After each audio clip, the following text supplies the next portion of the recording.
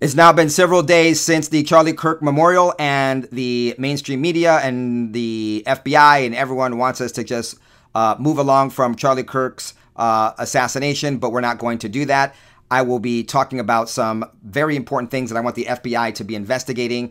I timestamp all of my reports, so use those down below to zero in on what you came here to see. I'll be talking about that toward the end of this episode. For now, let's get into some important updates. I've been following and reporting to you the aerial and flight transportation incidences that have happened to President Trump. 3 in 1 week. Well, let me give you an update on, once again, one of Biden's activist judges thwarting justice and accountability. We've got this update from Julie Kelly this morning. Speaking of D.C. Magistrate Judge Zia Faruqi, being celebrated as the first Islamist judge magistrate in the District of Columbia, just denied Trump DOJ's request to detain Jacob Winkler, who used a red laser against a Secret Service officer, then pointed it at President Trump's helicopter as he took off from the White House last week. If you recall, I reported that, quote, the red laser beam hit Officer Santiago's eyes and briefly disoriented him. At that time, Marine One flew at a relatively low height and directly above Officer Santiago and Winkler's location. Marine One was close enough that the rotor noise was loud and the aircraft appeared large overhead. As Officer Santiago approached Winkler, after being flashed in the face with the red laser, Winkler looked up, oriented the same laser pointer at the direction of Marine One, and activated the red laser beam. And, of course, it should come as no surprise that the case has now been assigned to Beryl Howell, an absolute anti-President Trump, TDS-riddled, suffering chronically from TDS, Beryl Howell. I love how these judges, these activist judges, always seem to get these cases that are supposedly randomly assigned. But then again, when it comes to D.C., I guess they're all corrupt. So in reality, it doesn't really matter which judge it ends up with. Let me continue with yet another new news update. If you will recall, let me remind you what happened. Actually, this was January 25th. So this was a full 8 months ago. President Trump fired 17 inspectors general. It was during a late night purge. Let me just bring you up to speed here. If you recall that President Trump dismissed 17 federal agency watchdogs. Okay? And if you will recall, they, like all the other people that seem to have been fired by President Trump, sued to be reinstated. Well, this news actually was a little bit surprising to me, this update, that Anna Reyes refuses to reinstate the inspectors general that Trump fired. Now, it's not because she is all of a sudden siding with President Trump. She actually is very much skewed toward these individuals. She actually is staying within the bounds of her authority and saying, essentially, I would love to reinstate you, but that's not within my authority. I think we can take this as a win on multiple fronts. Not only is President Trump keeping those people out of the jobs where they were doing a terrible job as supposedly a supposed whistleblower, as supposed overseers of their respective agencies when they were just generally whitewash and, of course, protect the actual corruption they're supposed to weed out. But I think we have a win here because we have an activist judge actually not overstepping their authority. This is a little bit of a bravo. Let's get a little bit quickly into these details. A federal judge refused last night to reinstate 8 former inspectors general who filed a lawsuit after the Trump administration fired them with no warning and little explanation. U.S. District Judge Anna Reyes said that while Donald Trump likely violated the federal law governing the process of removing the nonpartisan watchdogs from office, the president's firing did not cause irreparable harm to fully reinstate the watchdogs before the lawsuit is settled. She went on to say that even if the inspectors general were reinstated, Trump could simply give notice to Congress and have them removed from their positions 30 days later. She went on to say that the inspectors general had provided, quote, exceptional service as inspectors general, marked by decades of distinguished leadership across multiple administrations. They deserve better from their government. They still do, she wrote. Unfortunately, this court cannot provide plaintiffs more. A reminder, Judge Anna Reyes, who we have covered in the past, is in fact a Biden appointee.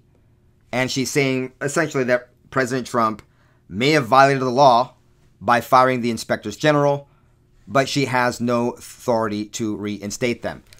The point in question here has to do with this weird law that was passed in 2022. President Trump was supposedly supposed to give 30-day notice to Congress before firing them, but at the same time, he should be able to fire them for not doing their watchdog job. Anyhow, this is what she said in her ruling.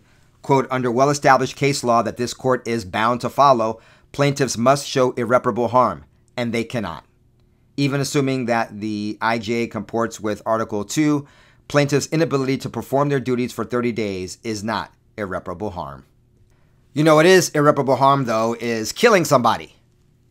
Because they don't come back. They can't come back. Only one man had the power to raise himself from the dead, and he was God, Jesus Christ. So that's definitely irreparable harm. Let me show you this very curious update on the Charlie Kirk assassination from Fox News. This is today, Thursday the 25th, and I don't know, my spider sense is tingling that they're just trying to push a BS narrative and trying to bolster the BS text messages between alleged Charlie Kirk assassin Tyler Robinson and his boyfriend, transitioning boyfriend, Lance Twiggs, which we'll get to here in just a moment. The latest that's being reported on him. Now I'm going to read you the first part of this Fox News report and tell me if you can't see what's going on here. I'm sure you'll be able to see it because the BCP family is the sharpest family on YouTube when it comes to not falling for the BS narrative of mainstream media, even if it's Fox News. I really don't know why I did that air quotes, because it really is Fox News, even though it is right-wing conservative media, Fox News. Charlie Kirk's accused assassin encountered by police during return to crime scene, law enforcement sources. Oh, wow, this should be juicy, you're thinking. Exclusive details reveal accused assassin's movement 6 hours after Utah shooting. Oh, okay, so this gives us more information about the time frame, right? Here we go. Tyler Robinson, the 22-year-old accused of assassinating Turning Point USA founder Charlie Kirk at Utah Valley University earlier this month, quote, made contact with a police officer near where investigators recovered the alleged murder weapon wrapped in a towel in the woods at the edge of campus, according to two law enforcement sources. Wow, this is juicy. He made contact. It happened around 6:30 p.m. on September 10th, roughly 6 hours after a sniper's bullet struck Kirk in the neck as he was engaging the audience during a speaker event sponsored by the UVU chapter of his organization. Great. The officer was guarding the perimeter after authorities placed the campus on lockdown, and the encounter appeared to have thwarted the suspect's attempt to recover the Mauser 30-06 rifle prosecutors alleged was used to kill Kirk. Great. And then, that's it. They go into tying this latest information to the romantic back and forth correspondence between Robinson and Twiggs. Okay, well, what exactly was the nature of this, quote, made contact? Is that it? That's it. I mean, I understand. There's not a lot of information, but that's it. Made contact with a police officer. What was the contact? What was the nature of the contact? Can you not give us more? It almost seems to me, and remember, I'm a distrustful person when it comes to the narrative because the FBI is literally lying to us about this investigation. What does this made contact mean? It seems like this little blurb was an attempt to go ahead and try to validate the supposed messages back and forth between Robinson and Twiggs, because that's the rest of the article. No other details, no other what was the nature of this contact. Nope, just saying, hey, this goes in line with that BS narrative that this was a love text or messaging or private message or direct message between Twiggs and Robinson. I'm hoping we get more information on this, because that's pretty thin, folks. That's pretty thin. Once again, it appears to me, and I hope I'm wrong, that this just looks like an excuse to validate what we know to be BS fabricated by AI or some thespian from the 1800s, this love letter between Robinson and Vance, who, by the way, has absolutely vanished. A major person in the most major investigation of a crime in the U.S. since the attempted assassination of President Trump last year in Butler, Pennsylvania. And the key witness, the key person in it, is gone. They can't find him. He's disappeared. Now, the Post has this today. Alleged Charlie Kirk shooter's trans lover was gifted straight A student before a family argument upended his life. Okay, Post. Yeah. He had a family argument.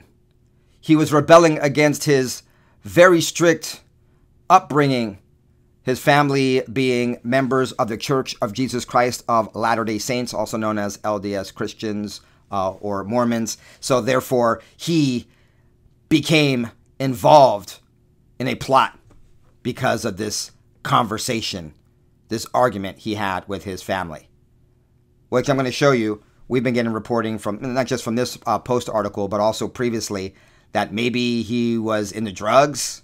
Oh, we know that you can control people pretty well, especially if they're young and impressionable, over drugs and sex.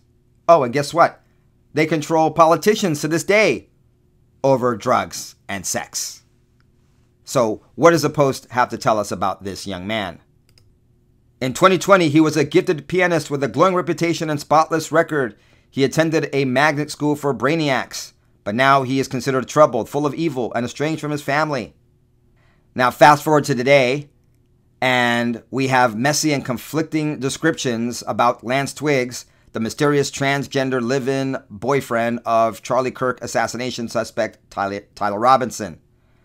Now, of course, always we get the past that I've only heard good things about him. He was a model citizen, all these other things, right?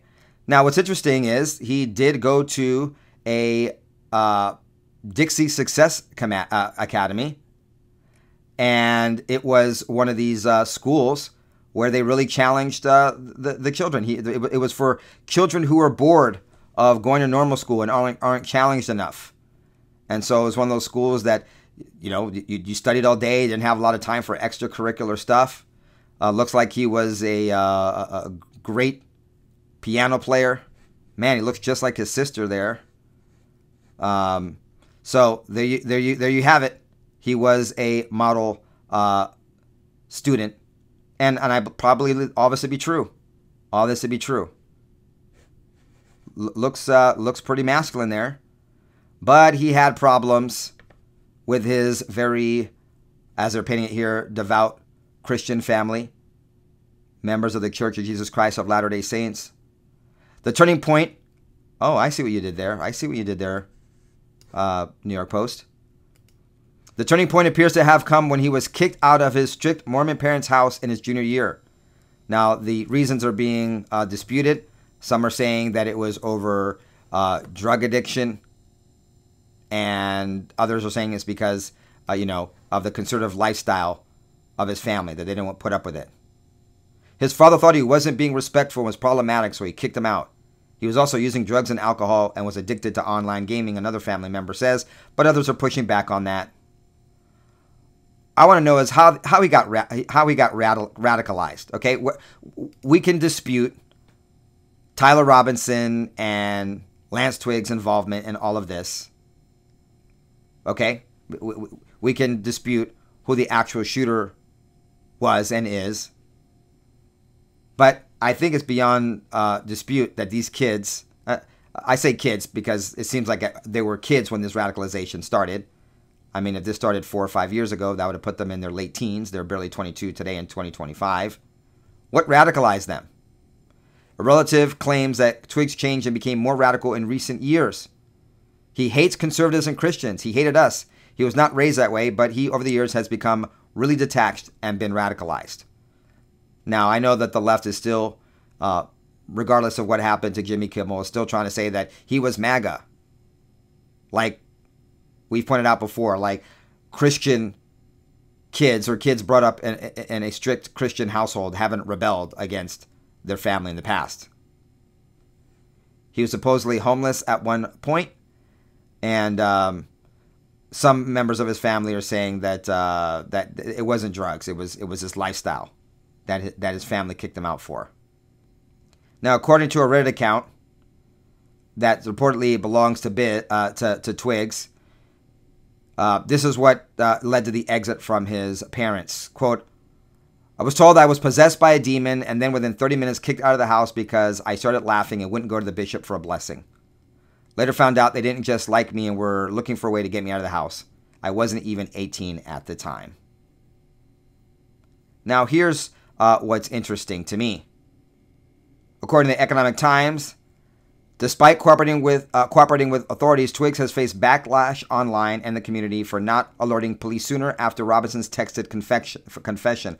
Law enforcement sources, however, suggest that Twiggs has been an important figure in piecing together Robinson's mindset and planning in the hours leading up to the shooting. Now, a few days ago, it was said that he was missing. No one knew where he was. But it turns out, according to this report, that Washington County Sheriff Nate Brooksby has confirmed that Twiggs has been placed in a safe space very far away from St. George and would need to lay low for a long time. Now, that's according to local law enforcement. Just the other day when I was looking into this, I didn't get a chance to make a video. By the way, folks, I appreciate all your love and concern for my wife who broke her nose and her arm. She is a trooper when it comes to pain tolerance, but we're empty nesters. There's no one here in the home to help me. And for better, for worse, for in sickness and health, I am taking care of my wife, who is a busybody and wants to not lay down and sleep all day so she can heal. She wants to do things. So I've been taking care of my wife. That's why I haven't made an episode in a couple days.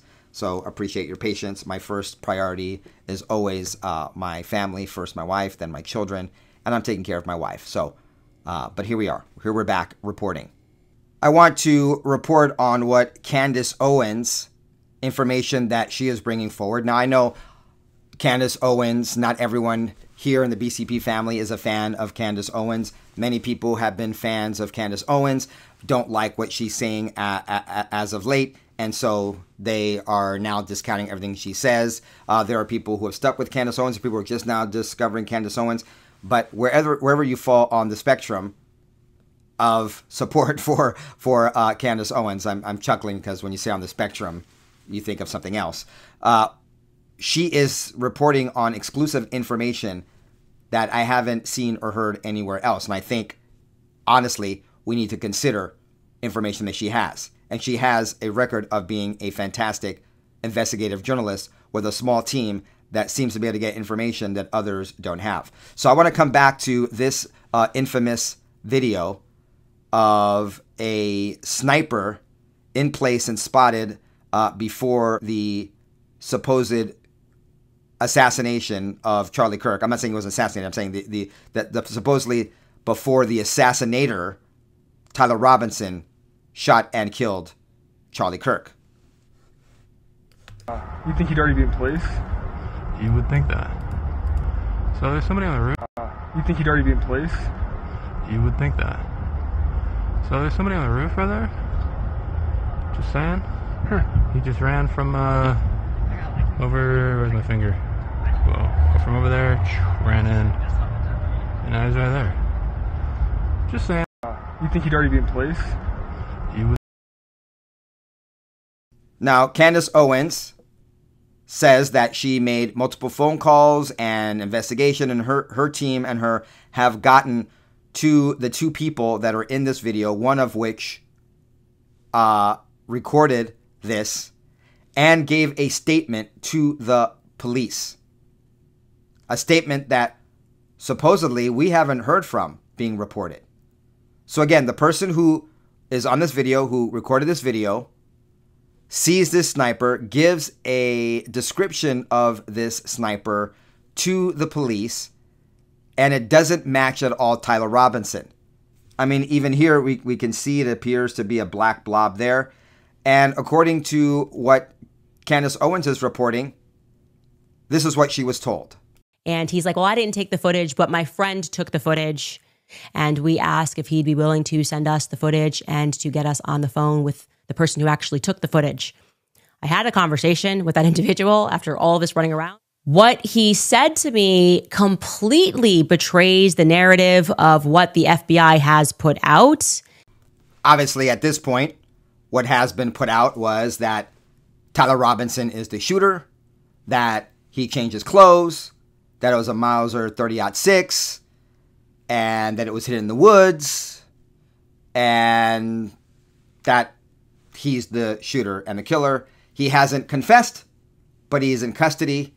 And the Lance Twiggs that we just looked at seems to be the #1 person that is giving testimony and information about Tyler Robinson being the shooter. The shooter being a white American male wearing something different than what the person who saw the sniper said they saw.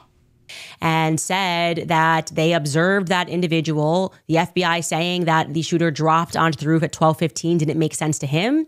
He said earliest it was 12:22 that the individual ran across, set up, took the shot. And I said, well, you must have been there, because he then sends me I wanted to see all of the metadata of when he took that footage. And the metadata begins at 12:22 and goes into 12:23, the very minute that Charlie gets shot.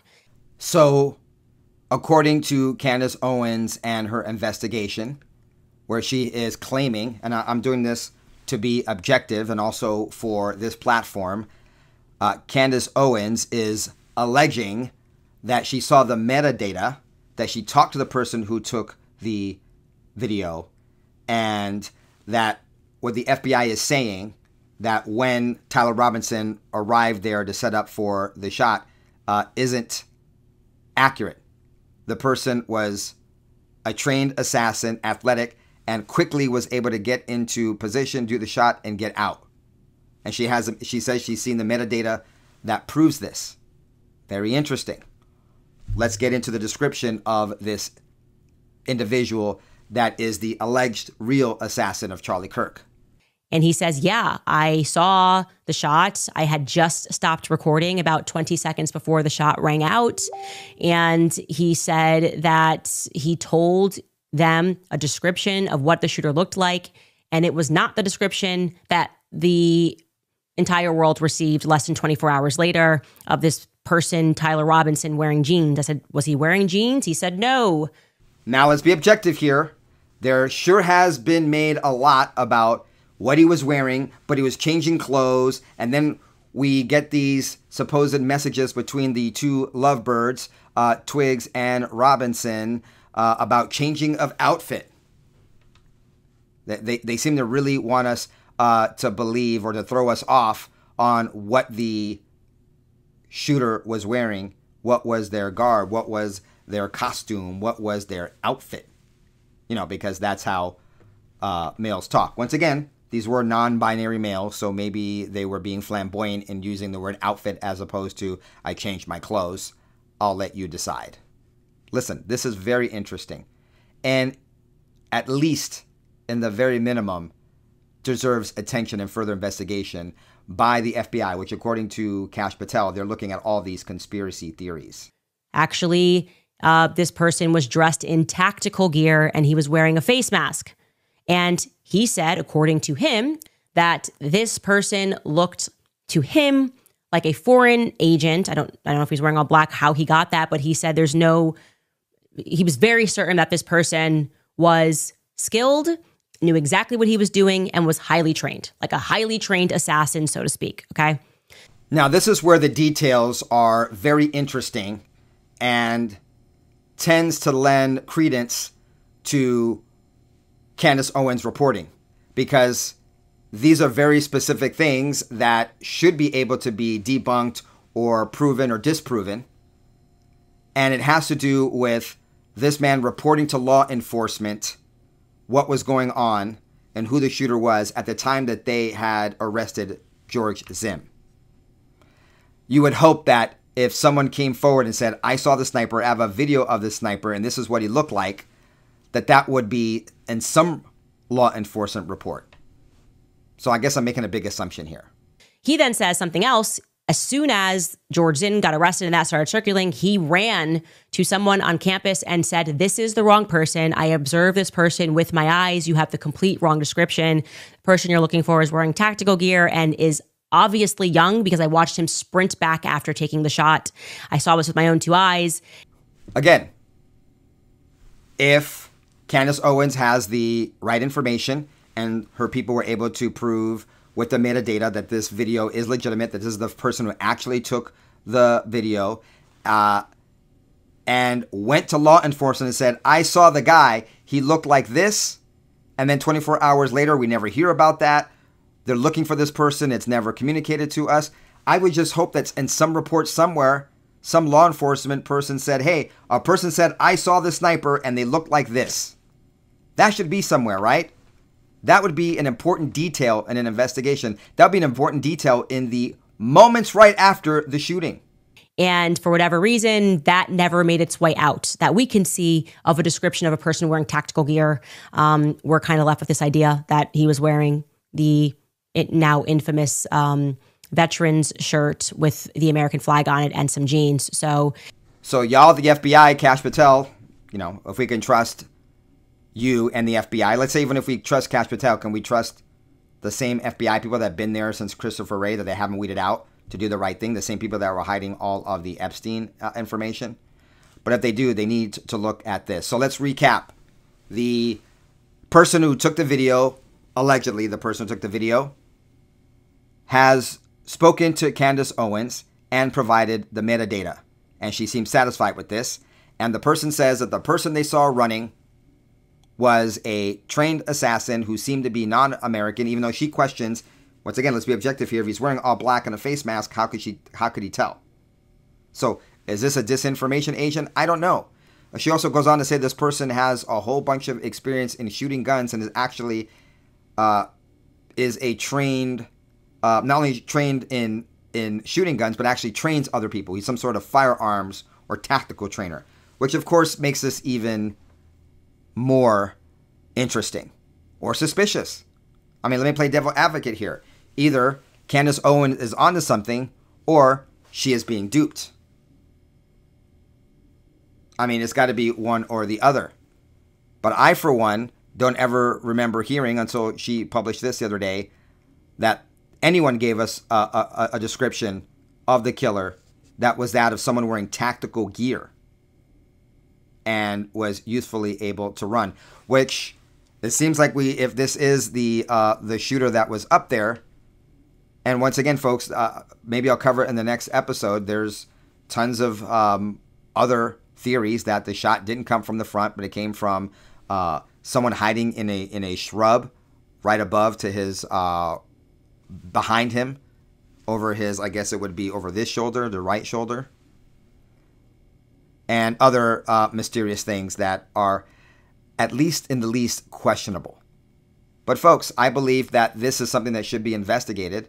And because Candace Owens has such a big platform, it should be addressed to the public by the FBI. Thanks for being here, folks. Please do not forget to check out my other show. You can find my other show over at bcpextras.com. I just dropped an episode over there, episode 623. Once again, the link's down below. You can catch at bcpextras.com or therealbcp.com. It's the same show, just two different places that you can catch it. Make sure that you like this video and subscribe if you haven't before exiting, and hit that notification bell. I will be back. Until then, ciao, goodbye, big hug, God bless.